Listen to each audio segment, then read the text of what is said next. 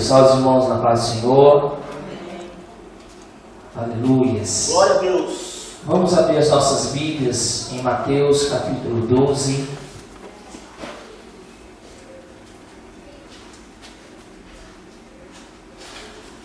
Mateus capítulo 12.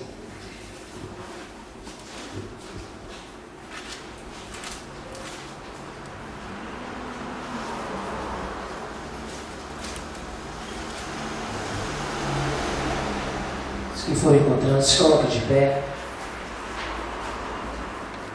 Glórias a Deus. A partir do versículo 9, diz assim: E partindo dali, chegou à sinagoga deles, e estava ali um homem que tinha uma das mãos mirrada, e eles, para o acusarem, o interrogaram, dizendo: É lícito curar nos sábados? E ele lhes disse: Qual dentre vós será o homem que, tendo uma ovelha, se num sábado ela cair na cova, não lançará a mão dela e a levantará? Pois quanto mais vale um homem do que uma ovelha, é por consequência lícito fazer bem nos sábados?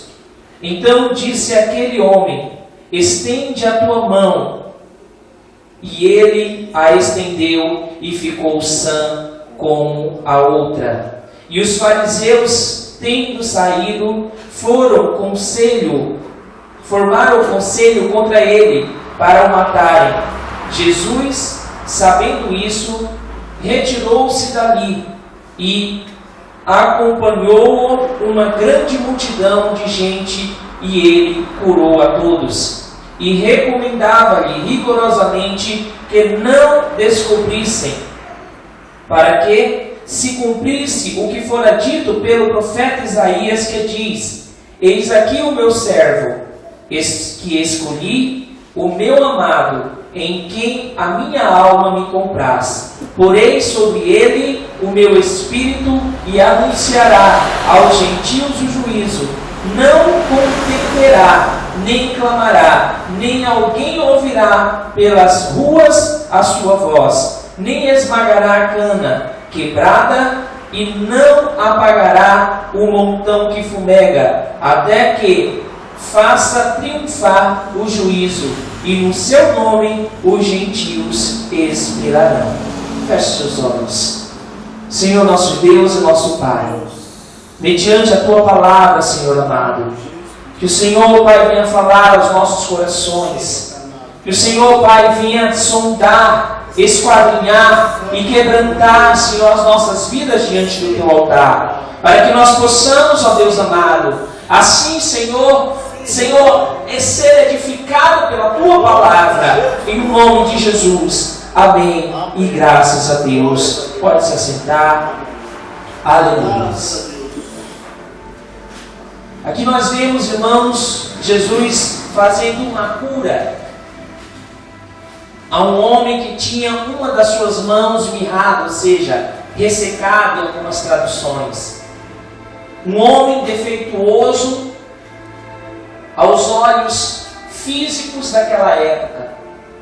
Um homem que era limitado de fazer determinadas coisas.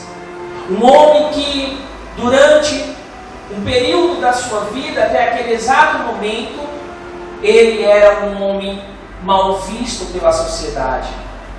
E foi esse exato homem ao qual os religiosos daquela época queriam usá-lo como um instrumento para condenar Jesus, porque aquele dia era sábado. E nós sabemos que os fariseus daquela época eram homens que guardavam os sábados rigorosamente. E aqueles que transgrediam o sábado eram condenados à prisão e até à morte, se não retrocedessem com aquilo que eles tinham feito. A palavra sábado no hebraico, ela tem a sua tradução Shabbat, que quer dizer folgar, cessar. E já no grego, ela é traduzida como sabaton, que quer dizer descanso. E tanto no hebraico como no grego, nós vemos que a tradução, ela se refere àquilo que Deus fez no sétimo dia. E Deus tinha determinado que o povo também o fizesse. Mas não da forma que os fariseus daquela época queriam que o povo fizesse. Porque os fariseus colocavam julgos em cima do povo, sendo que eles próprios não faziam aquilo ao qual eles determinavam, pois eles eram os religiosos daquela época, e todos aqueles que se levantassem contra esse ensinamento eram tidos como pessoas que não eram dignas do reino de Deus. Então eram excluídas e colocadas de lado. Mas Jesus, nós sabemos que Ele veio aqui a esta terra, Ele é Deus, Ele é aquele que se fez como servo para cada um de nós, como exemplo, para que nós também viéssemos da mesma forma o fazer assim. E quando nós seguimos o exemplo de Jesus, porque muitos acreditam que Jesus transgrediu o sábado. Se Jesus transgrediu o sábado, Jesus ainda não tinha sido morto. E a palavra de Deus, ela nos ensina, ali no livro de Hebreus, que a lei, o estatuto, ele só muda, ou seja, ele só passa adiante a uma nova pessoa, quando o testador ele morre. E o testador ele ainda não tinha morrido. E o testador era Jesus. Aqui nós vemos que Jesus ele não estava transgredindo o sábado, mas Jesus estava fazendo algo de bom a uma pessoa. Mas eles tinham aquilo como um pretexto para acusarem Jesus. E Jesus, sabiamente, sabendo o coração do homem, sabendo os pensamentos daqueles homens, Ele, naquele momento, cura. E como a palavra diz, quando aqueles religiosos saem de perto de Jesus, ele vai para outro lugar. Mas o dia do Senhor é para adorar e não para julgar. Naquele tempo, Deus queria que o povo pegasse o sábado para adorar a Deus e não para fazer julgamento contra ninguém. Porque era o que os fariseus estavam fazendo naquela época. Em vez deles buscarem a Deus, adorarem a Deus em espírito e em verdade, eles estavam procurando o pretexto para acusarem pessoas, para colocarem pessoas na prisão, para tirarem pessoas, muitas das vezes, do seu caminho, como eles queriam fazer com Jesus. Mas a palavra do Senhor em Romanos 2:1 diz: portanto és inculpável, ó homem, quando julgas quem quer que sejas, porque no que julgas a outro, a ti mesmo te condenas, pois pratica as próprias coisas que condena. Ou seja, exatamente o que os fariseus estavam fazendo. Porque os fariseus estavam condenando as pessoas, mas estavam fazendo exatamente aquilo ao qual eles próprios condenavam. É por isso que Jesus ali na passagem de Mateus 23, ali no início, ele vai dizer para que o povo, ele venha assim ouvir e colocar em prática os ensinamentos dele, mas não ser igual a eles. Ou seja, Jesus estava ensinando que o povo fosse obediente à lei, mas que não fosse igual a eles. Ou seja, cobrava, mas não fazia. Então Deus, Ele queria e tinha este dia para a adoração do Senhor e não para julgamento. E infelizmente era o que os religiosos da época estavam fazendo. O versículo 5 do mesmo capítulo, nós iremos ler ali na passagem onde diz que Jesus é o Senhor do sábado, aonde diz, ou não tens lido na lei, que aos sábados os sacerdotes do templo violam o sábado e ficam sem culpa? Ou seja, Jesus era sacerdote, Jesus era rabino. E aquilo que o rabino fazia, aquilo que o sacerdote fazia, independente se fosse no sábado ou em outro dia da semana, eles poderiam, porque era o serviço dele. Enquanto todos estavam dentro das suas casas, enquanto todos estavam descansando no meio da sua parentela, os sacerdotes estavam trabalhando no templo, porque era o dia de adoração a Deus, era o dia que o sacerdote sacrificava a Deus. E muitas pessoas, hoje, quando se fala de levitas, acham que os levitas naquele tempo era apenas para levar a adoração a Deus. Mas os levitas, eles tinham várias funções dentro do templo de Deus. Naquela época, o levita, ele servia para limpar aqueles sacrifícios ao qual o sacerdote fazia naquela época. Ou seja, quando o sangue era aspergido ali no altar, quem ia lá e limpava eram os levitas. Quando aqueles miúdos do animal ficava ali diante do altar, no sacrifício a Deus, eram os levitas que iam lá e faziam o serviço sacerdotal. E hoje, irmãos, nós vemos muitas pessoas, muitas das vezes, achando que apenas aquilo que ela faz para Deus é o bastante.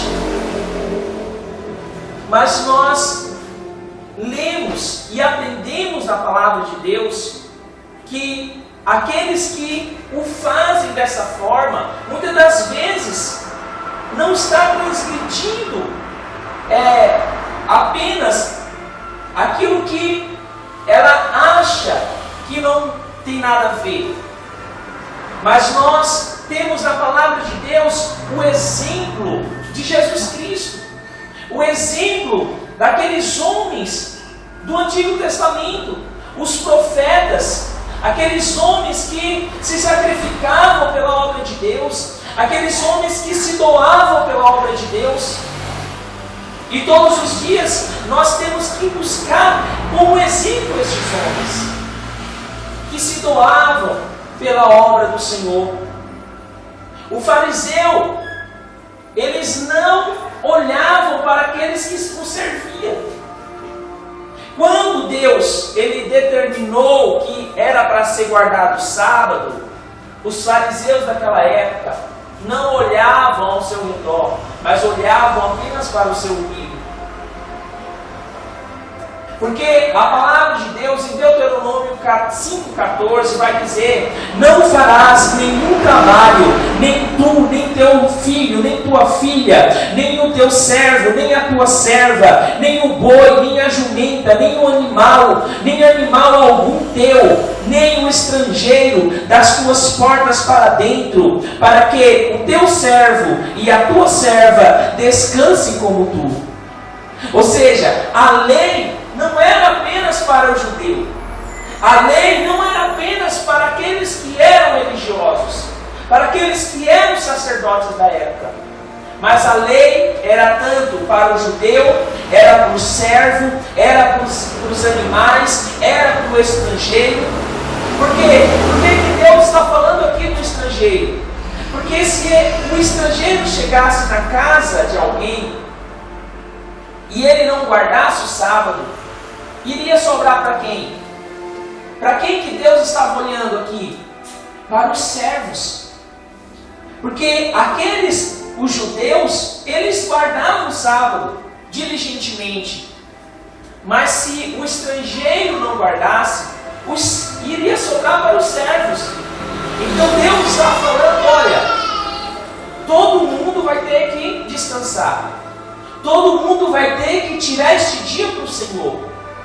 Vocês não podem transgredir isso. E não era o que os fariseus estavam fazendo na época, pois os fariseus estavam transgredindo a lei de Deus, aquela lei que eles achavam que eram os guardiões, mas não estavam fazendo aquilo que deveria ser feito. O fariseu fazia acepção de pessoas. É tanto que no capítulo 2, verso 2, ele vai dizer: se entrar na vossa reunião um homem com um anel de ouro e bem vestido, e entrar também outro pobre que veste roupas velhas, digamos que vocês tratam melhor o que está bem vestido e dizem: este é o melhor lugar, senta-te aqui. Mas dizem ao pobre: fica em pé, ou senta-se aí no chão, perto dos meus pés.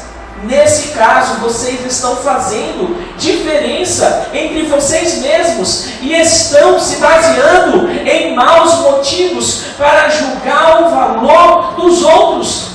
E no versículo 9 ele diz: mas se vocês tratam as pessoas pela aparência, estão pecando e a lei os condena como culpados. E era exatamente o que os fariseus faziam. Aqueles que eram os políticos da época, aqueles que eram os bambambãs da época, eram bem tratados por ele, pelos sacerdotes, fariseus da época. Eram bem tratados por esses religiosos. Mas quando se tratava de alguém humilde, de alguém que necessitava de alguma coisa, eles logo viravam as suas costas. E Deus estava falando através de Tiago: olha o que vocês estão fazendo. Vocês estão fazendo acepção de pessoas. Vocês estão tratando bem aqueles que são ricos, mas aqueles que são pobres, vocês estão fazendo mal. E isso desagrada o coração de Deus. Isso desagrada o coração do Pai. E cada um de nós tem que buscar do alto esse discernimento.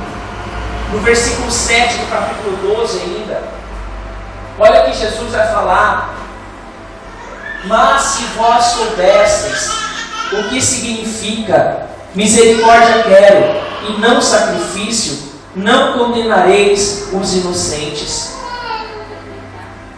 Era isso que Deus queria que o povo aprendesse. Que o povo aprendesse a ter misericórdia pelo seu próximo. Que o povo aprendesse a ter compaixão por aquele que passa necessidade. Que o povo aprendesse a ajudar aquele que necessita de ajuda. Mas nós vemos muitos exemplos ali nos evangelhos que os religiosos que deveriam fazer aquelas coisas não faziam, negavam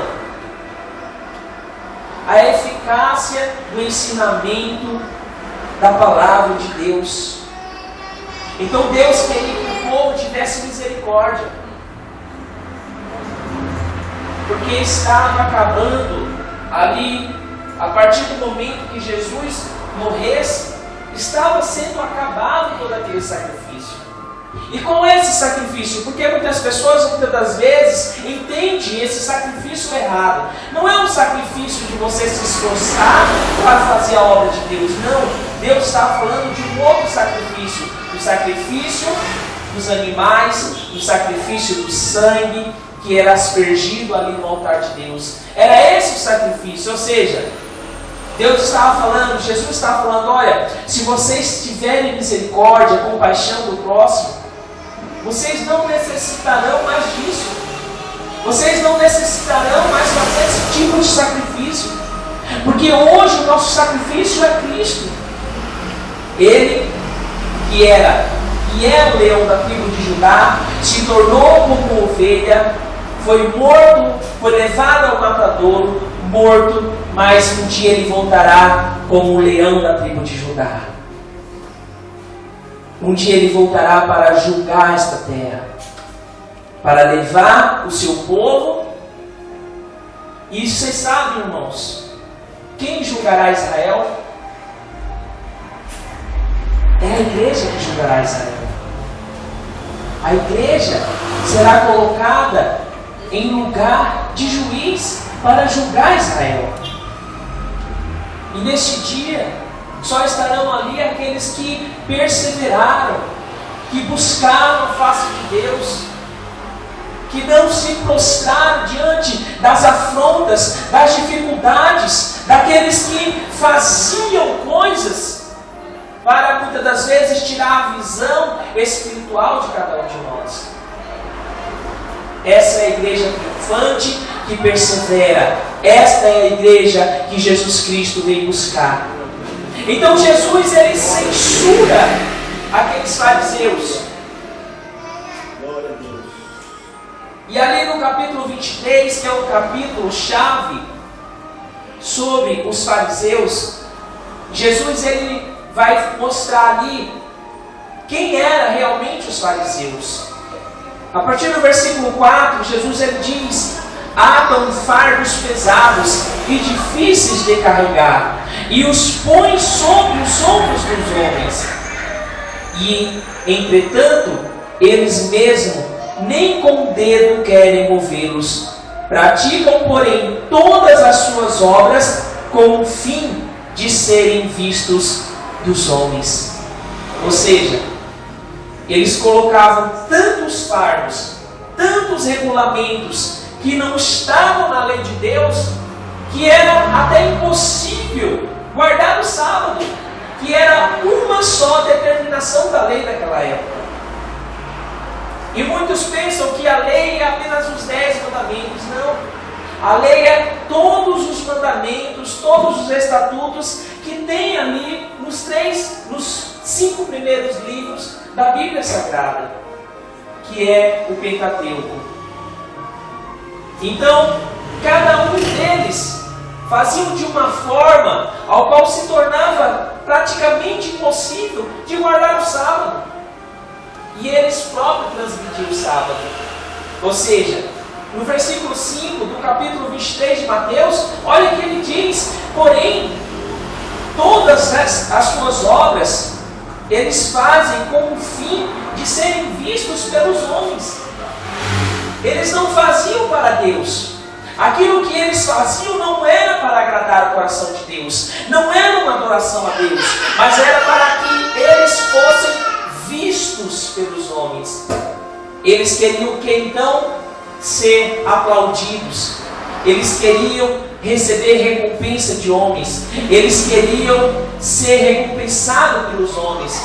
E ali no capítulo 6, Jesus ele dá outro ensinamento em relação ao jejum, que quando nós fôssemos jejuar, para que nós mantêssemos uma aparência boa, uma aparência saudável. E ensinamentos, os teólogos dizem que no dia de jejum era impossível chegar perto de um fariseu, porque quando ele abria a boca parecia que era uma cova que se abria, de tão fedor que havia. Ou seja, eles queriam mostrar naquele dia que eles estavam fazendo jejum. Enquanto Jesus diz: olha, vocês passem um óleo, se perfumem, para que ninguém saiba que vocês estão jejuando.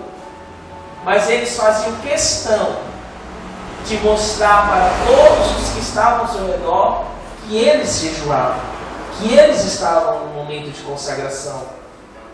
E como Jesus fala ali, eles já receberam o seu galardão, eles já receberam a sua recompensa, quando eles buscaram a recompensa de homens e o alcançaram.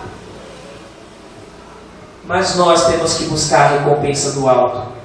A nossa recompensa, ela está por vir. A nossa recompensa, ela está preparada para cada um de nós. Mas cada um de nós tem que fugir dessas armadilhas de Satanás, que Satanás tem colocado ao nosso derredor, através dos nossos olhos, através do nosso pensamento, através de tantas coisas bonitas e lindas que o mundo nos coloca diante das nossas vistas. Cada um de nós tem que buscar o que é de Deus. Jesus, ele retirou-se naquele momento não por covardia, mas para cumprir o mandamento que tem na palavra do Senhor. E Jesus estava falando de quem? De Isaías. Isaías 42, que foi os versículos 17, 18, 19 e 20, ao qual ele declarou, aonde ele diz: eis que o meu servo, versículo 18, que escolhi, meu amado, em quem a minha alma se compraz, porém sobre ele o meu espírito, e anunciará aos gentios o juízo, não contenderá, nem clamará, nem alguém ouvirá pelas ruas a sua voz, não esmagará a cana quebrada, não apagará o montão que fumega, até que faça triunfar o juízo. Jesus estava citando Isaías 42. Jesus estava falando de algo que já estava profetizado em relação a ele. E o que era essa profecia? A profecia da forma que Jesus morreu. Morreu como uma ovelha, não abriu a sua boca, ou seja, tudo que Jesus citou aqui de Isaías 42 foi o que realmente aconteceu, para que ele não entrasse em contenda, em confusão com os religiosos. Jesus preferia se afastar deles. Jesus preferia ficar afastado, para que ele não entrasse em confusão, para que ele não entrasse em contenda e fosse contra a profecia que já estava determinada através da vida de Isaías. Então Jesus, ele faz dessa forma, não por covardia, mas para que se cumprisse a palavra do Senhor. E tudo aquilo, irmãos, que foi profetizado no Antigo Testamento, foi o que aconteceu com Jesus. Tudo aquilo que foi falado por Isaías, em muitos capítulos ali, foi o que realmente aconteceu com Jesus. Foi o que realmente aconteceu com o Messias, com o Cristo, com o nosso Salvador. Aleluias. E o que nós devemos fazer hoje? Qual é a nossa responsabilidade? O último versículo 21 diz que os gentios esperarão nele, esperarão no seu nome. E quem são os gentios de hoje? Somos cada um de nós. Isaías 42 está falando sobre o servo do Senhor, que é o Senhor Jesus Cristo. Mas hoje Jesus não está mais entre nós, a não ser em espírito. Ele subiu aos céus. Ele está hoje com o nosso Pai Celestial, mas Ele deixou uma responsabilidade sobre cada um de nós. Como nós sabemos que Ele veio para os seus, ou seja, para os judeus não receberam, então nós somos beneficiados como gentios. E Jesus está falando, olha, no meu nome, os gentios esperarão. Mas não é apenas nós estarmos apenas esperando Ele. Não é só isso. Pois assim como Jesus ele deu exemplo, Ele quer que cada um de nós o façamos também. Nos versículos seguintes, porque Jesus ele cita Isaías do versículo 1 ao versículo 4. Olha os versículos seguintes, Isaías 42. Se os irmãos quiserem abrir. Isaías 42,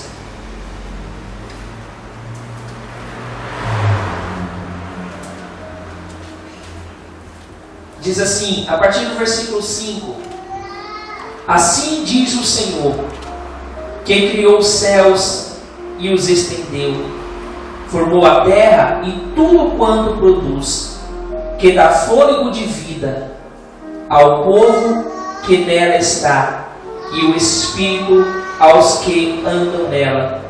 Eu sou o Senhor, te achei em justiça, te chamei em justiça, tomar-te-ei pela mão e te guardarei, e te farei mediador da aliança com o povo e a luz para os gentios, para abrires os olhos aos cegos, para tirares da prisão o cativo e do cárcere os que jazem em trevas. Isaías estava falando sobre Jesus, mas hoje nós não temos o Jesus em carne. Nós hoje somos os embaixadores de Cristo. Então, esta palavra remete-se à igreja, aos gentios.